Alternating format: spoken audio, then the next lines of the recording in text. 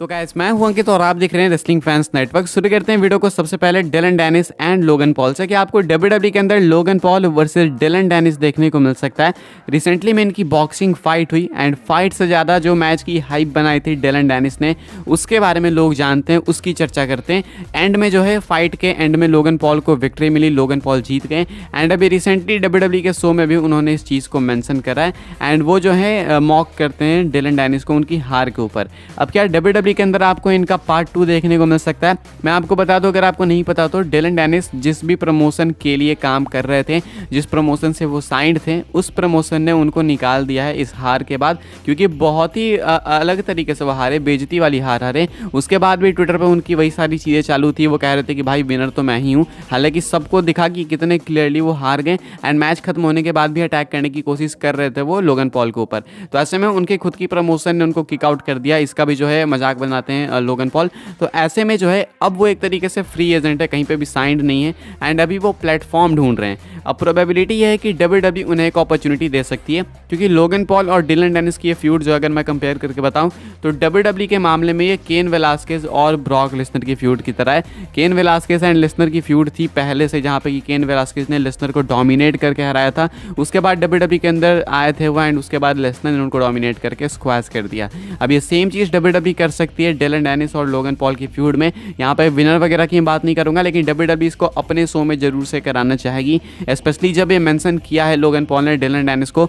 तो प्रोबेबिलिटी है कि शायद जो है आपको आने वाले कुछ टाइम में डिलन डेनिस देखने को मिल जाए डब्ल्यूडब्ल्यूई में। शॉक होने वाली बिल्कुल भी कोई बात नहीं, क्योंकि डब्ल्यूडब्ल्यूई अगर अप्रोच करेगी तो डिलन डेनिस पक्का आएंगे। वो बस अपॉर्चुनिटी ढूंढ रहे हैं एंड वो कॉल आउट कर रहे हैं लोगन पॉल को एक और मैच के लिए एंड लोगन पॉल भी शॉट्स ले रहे हैं। तो डब्ल्यूडब्ल्यूई जो है जरूर से कैपिटलाइज करना चाहेगी इस अपॉर्चुनिटी को एंड शॉक होने वाली बात नहीं है बिल्कुल अगर आपको रेसलमेनिया में भी इनका मैच देखने को मिल जाए तो डिलन डेनिस प्रोबेबली डब्ल्यूडब्ल्यूई के साथ साइन करके लोगन पॉल के साथ एक फ्यूड दे सकते हैं।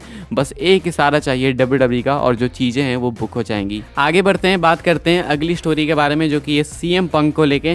तो आज काफ़ी स्पेशल डे है सीएम पंक के लिए एंड कमेंट सेक्शन के अंदर आप लोगों को क्या करना है मैं आपको बता दूं। हैप्पी बर्थडे सीएम पंक, आप लोग विश कर सकते हो। आज है सीएम पंक का birthday and I hope so कि इस बर्थडे पर उनको गिफ्ट मिल जाए डब्ल्यूडब्ल्यूई की तरफ से एक मैसिव कॉन्ट्रैक्ट एंड वो डब्ल्यूडब्ल्यूई के साथ साइन हो जाए। क्या पता ये चीज़ पहले ही हो भी गई हो, एडवांस में मिल भी चुका हो, लेकिन हमें तो कुछ भी नहीं पता है। तो अभी के हिसाब से सीएम पंक को हम लोग सिर्फ हैप्पी बर्थडे विश करेंगे। साथ में अभी से कुछ टाइम पहले मैंने आपको एक अपडेट दी थी सीएम पंक को लेकर, जहाँ पे कि मैंने आपको दिखाया था कि जो सीएम पंक है वो वापस से जिम जा चुके हैं एंड वो प्रिपेयर कर रहे हैं शायद से अपने रिटर्न के लिए। एंड अभी रिसेंटली में उन्होंने एक और इंस्टाग्राम स्टोरी करी है शेयर अपने जिम से, जो कि आप लोग देख सकते होगे। तो जब रिटर्न की रूमर्स पीक पे हैं सीएम पंक की, तो वो ये सारी चीज़ें शेयर कर रहे हैं एंड दिखा रहे हैं कि वो अपने रिटर्न के लिए प्रिपेयर कर रहे हैं। तो सीएम पंक की तरफ से रेगुलरली हिंट्स इशारे आते जा रहे हैं एंड ये कुछ लेटेस्ट था आज का। आगे बढ़ते हैं, अगली स्टोरी कवर करते हैं, जो कि है डीआईवाई को लेके, यानी कि टोमासो चिएम्पा एंड जॉनी गार्गेनो को लेके। इनकी टैग टीम तो फॉर्म हो चुकी है, लेकिन अभी डब्ल्यूडब्ल्यूई ने कोई ऐसा मैसिव मूव नहीं लिया इनको लेके, कुछ बड़ा नहीं किया। बट मैं आपको बता दूं इनको लेके मैसिव प्लान्स हैं डब्ल्यूडब्ल्यूई के पास। अभी रिसेंटली जो है जॉनी गार्गेनो ट्विच पे स्ट्रीम कर रहे थे, ट्विच पे स्ट्रीम करना डब्ल्यूडब्ल्यूई ने अलाउ कर दिया, पहले बैन कर रखा था, लेकिन अब जो सुपरस्टार्स है वो स्ट्रीम कर सकते हैं। तो ऐसे में जो है जॉनी गार्गेनो रिसेंटली स्ट्रीम कर रहे थे ट्विच के ऊपर, जहाँ पे कि वो रिवील करते हैं कि आने वाले रॉ में काफ़ी interesting and exciting plans implement होने वाले हैं डीआईवाई को लेके, यानी कि कुछ फ्रेश चीज़ आपको देखने को मिल सकती है। जहाँ पे कि वो ये भी रिवील करते हैं कि एक नया थीम सॉन्ग भी आपको देखने को मिलेगा। तो ये ऑफिशियली कंफर्म करा है जॉनी गार्गेनो ने कि आने वाले रॉ के एपिसोड में, जो अगला एपिसोड होगा, वहाँ पे आपको डीआईवाई एक न्यू थीम के साथ डेब्यू करते हुए देखने को मिलेगी। तो ऐसे में जो है डब्ल्यूडब्ल्यूई बहुत कुछ चेंज करने वाली है डीआईवाई के अंदर एंड थीम इन्होंने स्पॉइल कर दिया। अब इसके अलावा क्या चेंज हो सकता है, आगे बढ़ते हैं, अगली स्टोरी कवर करते हैं, जो कि है मैसिव पॉसिबल डब्ल्यूडब्ल्यूई रिलीजेस को लेके। अभी कल एक अपडेट निकल के सामने आई जिसने सबको डरा के रख दिया। अपडेट में बताया गया कि डब्ल्यूडब्ल्यूई जो है वापस से कट्स कर सकती है, वो भी massive cuts and bunch of talents को एक बार फिर से रिलीज़ कर सकती है। अब ज़्यादा टाइम नहीं हुआ, हमने बहुत बड़े नेम्स ऑलरेडी खोए हैं। डॉल्फ जिगलर डब्ल्यूडब्ल्यूई से जा चुके हैं, शेल्टन बेंजामिन जा चुके हैं, एलायस जा चुके हैं, कई सारे मैसिव नेम्स को डब्ल्यूडब्ल्यूई ने रिलीज़ कर दिया। सबसे मैसिव नेम था उसमें से डॉल्फ जिगलर का एंड मुस्तफ़ा अली भी उनमें से एक थे, साथ में मंसूर भी। अब ऐसे में आप आपको बता दूँ गाइस कि जो WWE है शायद से वो वापस से रिलीज़ कर सकती है सुपरस्टार्स को।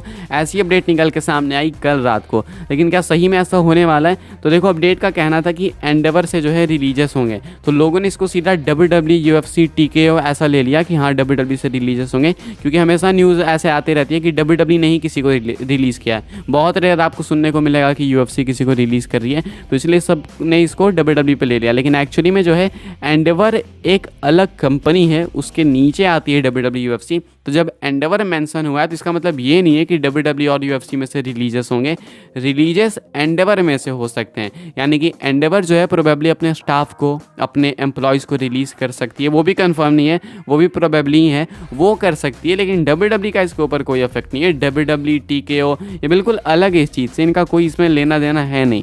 तो ये कुछ बताया जा रहा है, लोग काफ़ी कंफ्यूज हो गए कि WWE से रिलीजेस होंगे, ऐसा नहीं है। अभी कई सारे ब्रांचेस आपको देखने को मिल रहे होंगे। TKO है, WWE बिल्कुल एक अलग ही ब्रांच है, फिर उसके ऊपर आ जाएगी TKO, उसके ऊपर आ जाएगी एंडेवर। तो एंडेवर शायद अपने कुछ एम्प्लॉयज़ को, अपने कुछ स्टाफ्स को फायर करेगी। अभी TKO WWE बिल्कुल सेफ है, बिल्कुल अलग है इस चीज़ से, तो ज़्यादा कुछ सोचने की ज़रूरत नहीं है। Everything is okay. आखिरी स्टोरी कवर कर लेते हैं जो कि रोमन रेंस को लेके एंड पॉसिबली एक मैसिव ब्लड लाइन डेब्यू को लेके। तो एक मैसिव ब्लड लाइन डेब्यू हो सकता है शायद से क्राउन जूल के अंदर, जो कि रोमन रेंस को सेव करने आ सकते हैं या आ सकती हैं LA नाइट से। तो ऐसे में रोमन रेंस LA नाइट का मैच कंफर्म है क्राउन जूल के लिए, एंड WWE किसी भी कंडीशन में LA नाइट को यहाँ पे क्लियर नहीं हराने वाली है। हालांकि अगर लॉजिक से देखो तो रोमन क्लियर हरा भी देंगे तो कोई दिक्कत नहीं होगी, लेकिन स्टिल LA नाइट का कैरेक्टर खराब ना हो इसलिए WWE इंटरफेरेंस कराएगी ही कराएगी। अब सोलो सिकोआ प्रोबेबली हो सकते हैं, जिमी ऊसो हो सकते हैं जो कि इंटरफेयर करेंगे, लेकिन उनके लिए बैकअप है ऑलरेडी WWE के पास। John Cena, Cody Rhodes and Jey Uso, बहुत सारे नेम्स हैं। तो ऐसे में एक नया नेम जो है प्रोबेबली इंटरफेयर कर सकता है या कर सकती है, और ये है एवा रेन। रिसेंटली आपने देखा होगा कि पॉल हेमन NXT में गए थे तो रिक्रूट करने की कोशिश कर रहे थे एवा रेन को। हालांकि उन्होंने कहा कि भाई देखो मैं कंफर्म नहीं करूँगा कि मैंने कुछ ऐसा ब्लड लाइन का मेंशन किया है या फिर नहीं करा है, ना ही मैं कंफर्म करूँगा और ना ही मैं डिनाई करूँगा। तो इनके साथ कुछ ऐसे चल तो रही थी गुफ्तगू, एंड जरूर से ब्लड लाइन के अंदर आएंगी। अब ये जो है ब्लड लाइन के अंदर जब आएंगी तो प्रोबेबली ये भी सोलो सिकोआ की तरह ही आएंगी। जिस तरीके से सोलो सिकोआ का क्लैश ऑफ द कैसल में डेब्यू हुआ था, जिस तरीके से सोलो सिकोआ आके ड्रू मैकिंटायर को उनकी अपॉर्चुनिटी कॉस्ट करके गए थे, उसी तरीके से जो है एवा रेन आ सकती हैं। जब हमें लग रहा होगा कि यहाँ पे रोमन हार जाएंगे तो प्रोबेबली वहाँ पे आके एवा रेन रोमन को सेव कर लेगी। तो ये चीज़ हो सकती है, एंड एक नया एंगल होगा। वैसे सेम घिसी पिटी चीज़ है, लेकिन एक नया एंगल इसलिए होगा क्योंकि एक फीमेल सुपरस्टार होगी, एंड ये पहली फीमेल सुपरस्टार होगी ब्लड लाइन के अंदर। तो ये हो सकता है, पॉसिबिलिटी है, क्योंकि वो जो WWE ने टीज़र ड्रॉप करा था वो ऐसे ही नहीं ड्रॉप करा था, उसके पीछे ज़रूर कोई ना कोई सेंस है। एंड उसको उतना दिखाया था ऊपर करके, WWE ने ट्विटर वगैरह पे हर जगह पे शेयर करा था, बिल्कुल मेन स्ट्रीम बनाने की कोशिश करी थी WWE ने अपने तरफ से। तो उसको एक्चुअली में नोट करना है बिल्कुल, क्योंकि WWE खुद अपनी तरफ से इतना फोकस कर रही थी उस चीज़ के ऊपर। तो एक मैसिव ईस्टर एग था वो, एंड WWE प्रोबेबली आने वाले किसी भी PLE में एवा रेन को ब्लड लाइन के अंदर डेब्यू करा सकती है। मे बी क्राउन जूल, क्योंकि अपना सर्वाइवर सीरीज तो शायद चैंपियन वर्सेस चैंपियन मैच भी होगा तो रोमन की टाइटल सेफ है, वहाँ पे वॉर गेम्स मैच होगा तो भी टाइटल सेफ है। तो ऐसे में क्राउन जूल प्रोबेबिलिटी है।